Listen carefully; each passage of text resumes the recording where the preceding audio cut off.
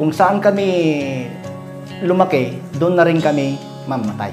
Bilang isang ebanghelista, ay nangahanay din po ako ng mga leksyon na tinuturo namin sa aming mga membro. Hinikayat ako ng isang kapatid sa iglesia. Nang sabi nila sa akin, makinig lang daw ako. Hindi naman daw porke nakinig ako, iglesia na ako ni Kristo. Masubukan nga para naman malaman ko kung ano talaga ang doktrina nila. Tapos nung nagtagal, nanalangin ako. Sabi ko, pahiwatig mo sa akin kung ano talaga ang tunay at totoong relihiyon na pwede kong kaaniban hanggang sa ako'y mamamatay.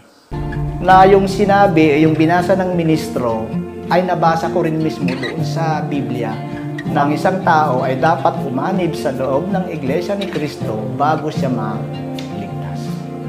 Nagpasya na akong pumasok o magpabautismo sa iglesia. Nanindigan ako na magiging iglesia ni Kristo pa rin. Ang iglesia lamang ang nag-iisang magtamo ng kaligtasan. Sa pagkabautismo ko, ay napatawad na ako, lalong-lalo na dahil sa mga kasalanang nagawa ko nang nakapagturo ako ng mali noong ako'y ebanghelista pa.